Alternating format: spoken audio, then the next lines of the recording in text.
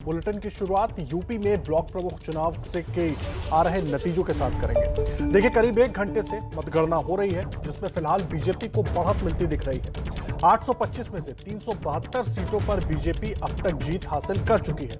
हालांकि पार्टी के खाते में अभी तक 32 सीटें आई हैं, जबकि समाजवादी पार्टी के खाते में 32 सीटें आई हैं, जबकि कांग्रेस खाता भी नहीं खोल पाई है। वहीं अन्य के खाते में 29 सीटें आई हैं। ये बड़ी जानकारी इस वक्त हम आपको दे रहे हैं।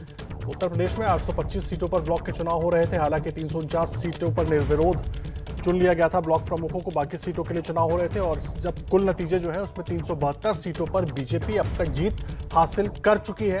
समाजवादी पार्टी के खाते में अभी तक 32 सीटें आई हैं, जबकि कांग्रेस खाता भी नहीं खोल पाई है। वहीं अन्य के खाते में 29 सीटें आई हैं और गिनती अभी लगातार जारी है।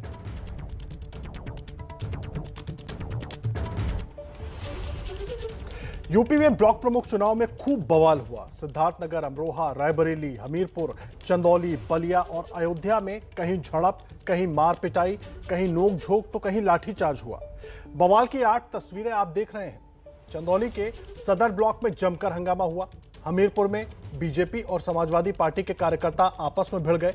सिद्धार्थनगर में वोटिंग करने जा रहे बीडीसी सदस्य के साथ बीजेपी प्रत्याशी समर्थकों पर मारपीट का आरोप लगा। बलिया के दुबहड़ ब्लॉक में वोटिंग के दौरान झड़प हुई। अमरोहा में बीजेपी और समाजवादी पार्टी कार्यकर्ता आपस में भिड़ गए। रायबरेली में बीजेपी प्रत्याशी हनुमंत सिंह और निर्दलीय प्रत्याशी शिल्पा सिंह के समर्थक आपस में ही भिड़ गए। अयोध्या में संयुक्त मोर्चा के बीडीसी प्रत्याशी को पीटने का आरोप बीजेपी समर्थकों पर लगा, जबकि बाराबंकी में मतदान के दौरान बीजेपी समर्थित प्रत्याशी और निर्दलीय प्रत्याशी के समर्थकों के बीच लाठी डंडे जमकर चले। 8 तस्वीरें इस वक्त हम आपको दिखा रहे हैं आपकी टेलीविजन स्क्रीन पर। चंदौली, हमीरपुर, सिद्धार्थनगर, बलिया, अमरोहा, रायबरेली, अयोध्या, बाराबंकी।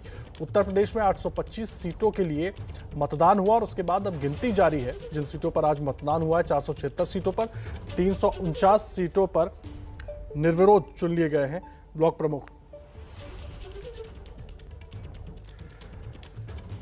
और उस पर बात करने के लिए हमारे साथ हमारे वरिष्ठ सहयोगी पंकज झा और रणवीर हमारे सहयोगी जुड़ गए हैं। दोनों का रुख करेंगे। पंकज जी, सबसे पहले मैं आपके पास आ रहा हूं। जिस तरह से हम नतीजे देख रहे हैं, एक और नतीजे आने के पहले यानी 3 बजे के पहले जो स्थिति बनी थी स्थानीय चुनाव में, कहीं मार पिटाई हो रही है, कहीं नोक झोंक हो रही है, कैसे देखो इसको? स्थानीय चुनाव भी हम ठीक तरीके से नहीं करवा पा रहे हैं।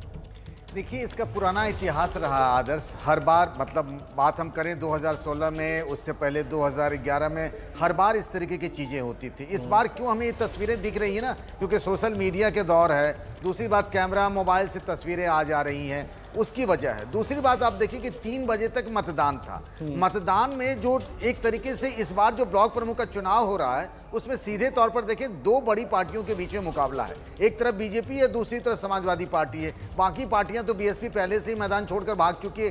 कांग्रेस न 3 में है न 13 में। इन दोनों पार्टियों के समर्थकों में एक होड़ सी मची हुई है कि जो बीडीसी सदस्य हैं उसके उम्मीदवार के पक्ष में मतदान करे। उसकी जद्दोजहद में, रास्ते में कहीं पर जहां बैरिकेडिंग है, वहीं पर आपने देखा चुनावी हिंसा की तस्वीर कहां से नहीं, यूपी के हर जिले से ऐसी अजीबोगरीब तस्वीरें आई हैं। लेकिन वाकई में इन तस्वीरों से यूपी पुलिस के कामकाज पर सवाल उठता है, क्योंकि मुख्यमंत्री योगी आदित्यनाथ ने कल भी कहा था और आज भी कहा था, जहां कहीं से भी हिंसा की खबर आएगी, गड़बड़ी की खबर आएगी, उन सब पुलिस वालों के खिलाफ कार्रवाई की जाएगी। तो इतनी मुस्तैद व्यवस्था के बावजूद इस तरह की तस्वीरें कहां से और कैसे आ रही हैं?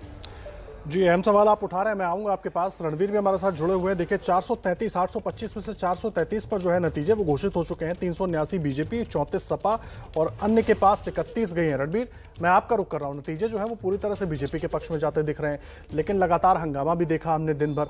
अब इस पर भी आरोप प्रत्यारोप का खेल शुरू हो जाएगा? निश्चित होना है। कल अखिलेश यादव 12 बजे प्रेस कॉन्फ्रेंस करेंगे और सीधे सरकार पर हमला करेंगे। इससे पहले भी विपक्ष ने, चाहे मायावती हो, प्रियंका गांधी हो, अखिलेश यादव हो, सब ने आरोप लगाया है कि सत्ता पक्ष का दुरुपयोग हुआ है। और इन चुनावों का, जो जिला पंचायत के और ब्लॉक प्रमुखों के चुनाव होते हैं, अगर इन चुनावों का इतिहास आप देखेंगे तो इन चुनावों में हमेशा से सत्ता पक्ष हावी रहा है। जब 2007 से 12 की बसपा सरकार थी, तब बसपा के जिला पंचायत के सबसे ज़्यादा सदस्य जीते थे और ब्लॉक में भी बसपा की स्थिति बहुत अच्छी थी। समाजवादी शासन में भी यही हुआ और भारतीय जनता पार्टी के शासन में भी इस बार यही हो रहा है।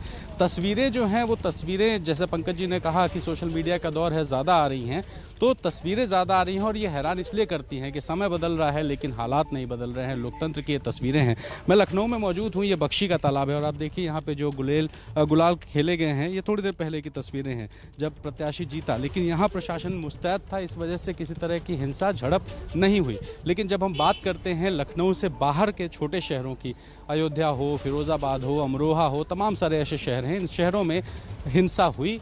बीडीसी प्रत्याशियों के साथ जो सदस्य थे, उन सदस्यों के साथ किसी के को पकड़ कर ले जाने की कोशिश हुई, कहीं मारपीट हुई, कहीं झड़प हुई, पुलिस वालों के ऊपर आरोप लगा। तो इस तरह की जो हिंसा है, ये हिंसा खत्म नहीं हो रही और यही वजह है कि बार बार ये सवाल उठता है कि ज़िला पंचायत के और ब्लॉक प्रमुखों के चुनाव आखिर इनडायरेक्ट क्यों कराए जाते हैं, जब इस तरह का इतिहास हर बार देखने को मिलता है, हर बार तस्वीरें ऐसी आती हैं। तो आखिर ये चुनाव भी उस तरह से क्यों नहीं होता जैसे विधानसभा, लोकसभा या नगर निगमों के जो निकायों के चुनाव होते हैं, जनता सीधे अपना अध्यक्ष चुने, न कि सदस्य अध्यक्ष का वोट करे और हर बार धनबल और बाहुबल का उपयोग हो। जी, आप रहे रणवीर, पंकज का रुख कर लेते हैं। पंकज जी, मुझे एक बात बताइए, बार बार जो सवाल रणवीर भी उठा रहे हैं डायरेक्ट चुनाव का कि जनता को खुद चुन ले तो वो ज़्यादा बेटर होगा, इस तरह की स्थिति एक तो नहीं देखने को मिलेगी, एक बात।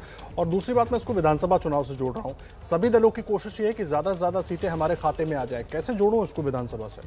देखिए, कोई सीधा सीधा कनेक्शन तो नहीं है आदर्श। और जो पिछला इतिहास रहा, ट्रेंड रहा है कि पिछली बार भी 2016 में जब अखिलेश यादव मुख्यमंत्री थे, ब्लॉक प्रमुख और जिला पंचायत अध्यक्षों के चुनाव में समाजवादी पार्टी को भारी जीत मिली। साल भर बाद क्या हुआ, विधानसभा के चुनाव हुए और समाजवादी पार्टी की साइकिल उस वक्त पंक्चर हो गई थी। इससे पहले मायावती के जमाने में हुआ था। ये कोई सीधा कनेक्शन नहीं है। इस बार बीजेपी ने बहुत अच्छा किया।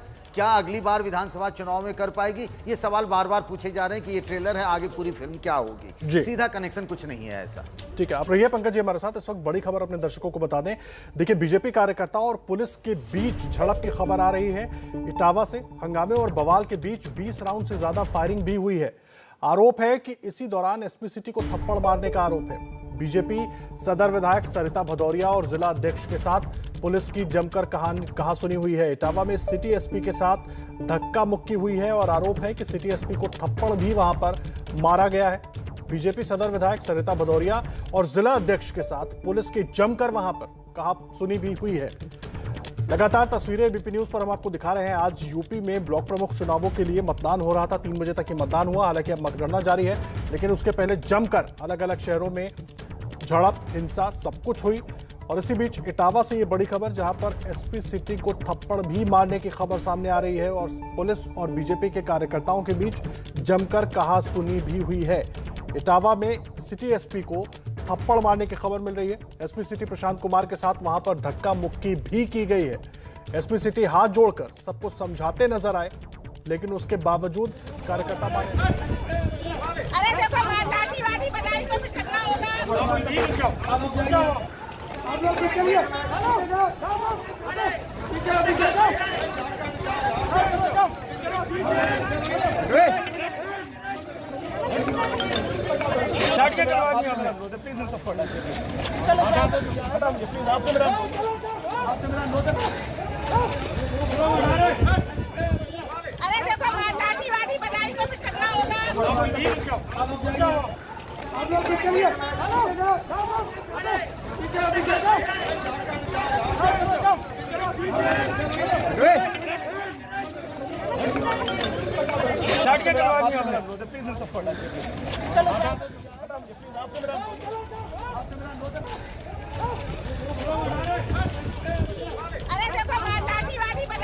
इटावा की तस्वीरें आप देख रहे हैं, जहां पर सिटी एसपी प्रशांत कुमार हाथ जोड़कर नेताओं को समझाते हुए नजर आए। और तस्वीरें आप दिखा रहे हैं, हम आपको 2 तस्वीरें, एक तरफ समझाते हुए नजर आ रहे हैं और नेताओं से अपील कर रहे हैं कि अपने लोगों को समझाएं। दूसरी तरफ भीड़ को संभालने के लिए आंसू गैस के गोले भी दागे गए, क्योंकि भीड़ इकट्ठा हो गई। सिटी एसपी को भी घेर लिया, थप्पड़ मारने की भी खबर मिल रही है और उसके बाद धक्का मुक्की भी हुई उनसे। और किसी तरह हालात को संभाला जाए, इसके लिए सिटी एसपी प्रशांत कुमार मौजूद स्थानीय नेताओं के आगे हाथ जोड़ते हुए भी नजर आए कि स्थिति को संभाला जाए। उनके कहने के बाद कुछ नेता आगे भी बढ़े, लेकिन भीड़ अपनी जगह पर जस की तस बनी रही।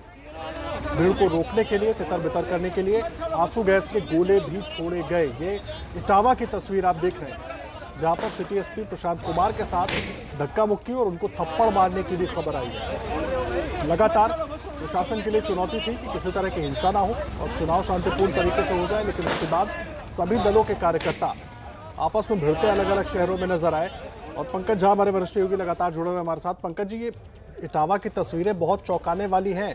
धनबल की बात जो आप कर रहे थे और सत्ता की जो आप बात कर रहे थे, ये तस्वीरें कुछ उसी की गवाही देती हुई नजर आ रही हैं। देखिए आदर्श, हम सब जानते हैं इटावा यूपी में अगर जाना जाता है तो अखिलेश यादव के गृह जिला होने की वजह से, मुलायम सिंह यादव के घर होने की वजह से। ये जो वीडियो दिख रहा था ना, उसमें अगर आप देखेंगे, इसको सुनेंगे ना, तो जहां पर हाथ जोड़ते वो एसपी सिटी है प्रशांत कुमार और बीजेपी के विधायक है सरिता भदौरिया, उनसे वो कह रहे हैं कि इस भीड़ को, जो सामने खड़ी है दूर में आपको दिख रहा होगा, भीड़ को यहाँ से अपने समर्थकों को ले जाइए। इस बीच में वो ये भी कह रहे हैं, आरोप लगा रहे हैं कि मुझे थप्पड़ मारा गया है। फिर विधायक ने कहा कि नहीं ऐसा नहीं बनो, कि नहीं मुझे खुद थप्पड़ मारा है। तो अगर ये बात सिटी एसपी कह रहे हैं तो आप समझ सकते हैं वहां पे हालात किस तरीके के होंगे।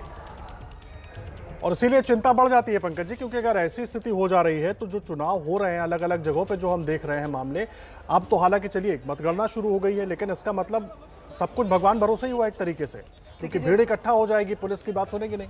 देखिए जिस तरीके से कुछ चीजें हुई है, जैसे एक कहानी आई कि शव यात्रा में उसका बेटा जा रहा था, उसको अगवा कर लिया गया। फिर ये आप तस्वीर देखिए इटावा की।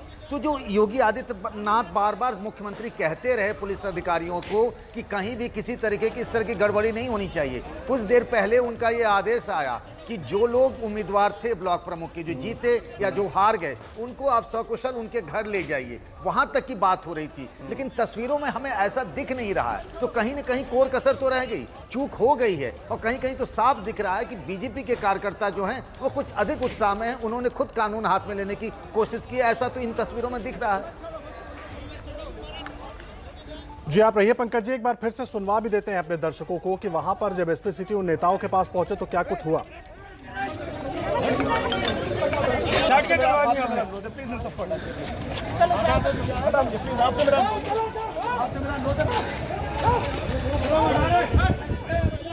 देखो लाठी वाठी बजाई तो फिर झगड़ा होगा।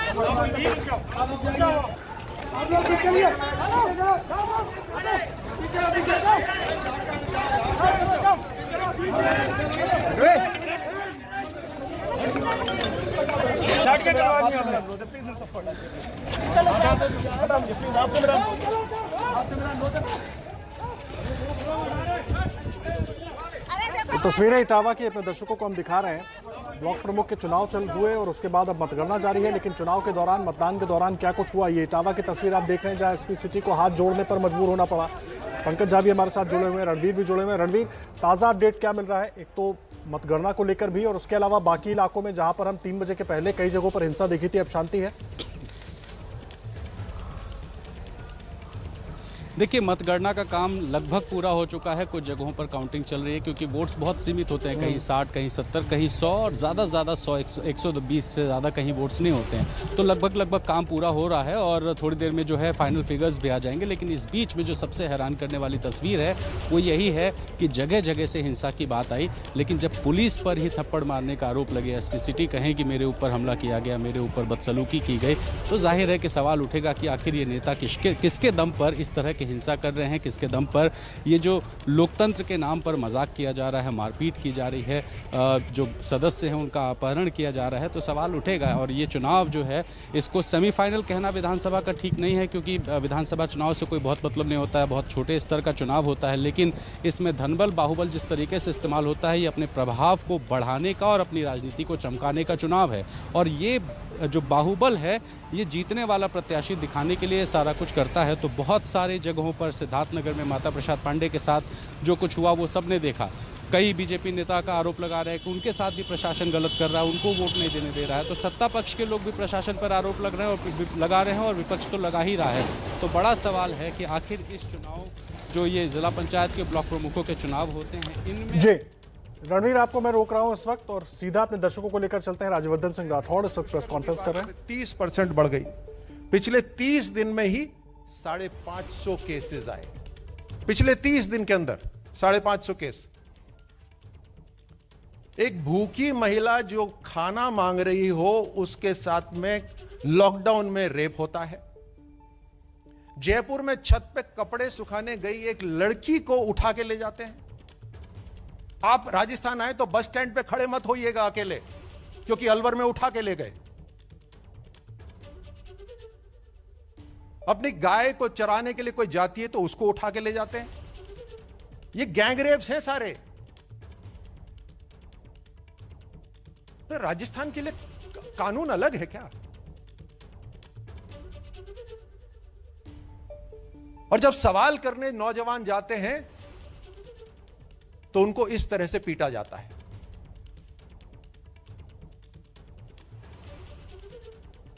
केवल 2020 के अंदर 13,750 दुष्कर्म, केवल 2022. If 2022 was a black year for all of us, imagine what happened in Rajasthan. 13,750 rape cases. And we are leading, unfortunately. It's the wrong competition we are winning in Rajasthan.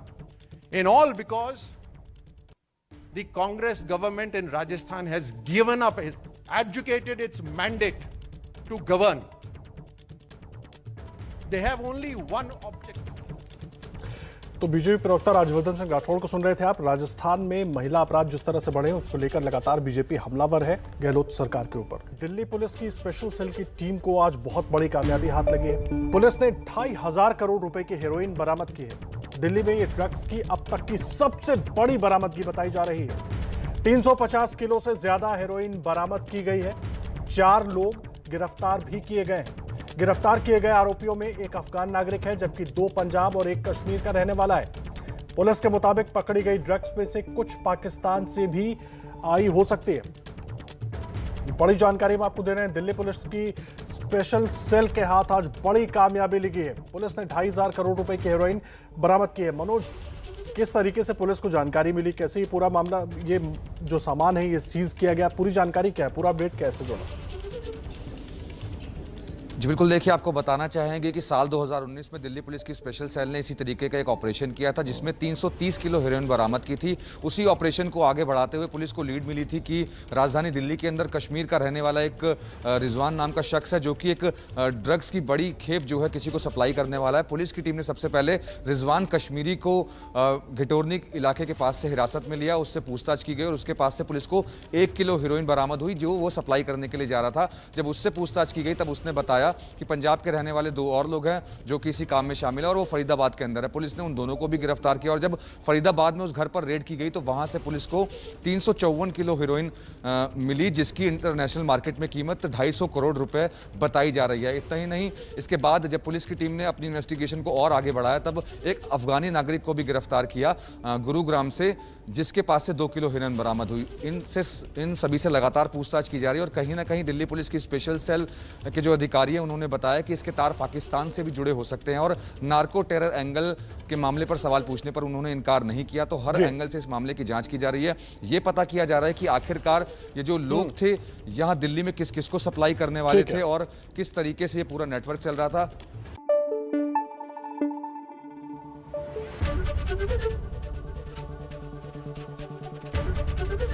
ABP news आपको रखे आगे।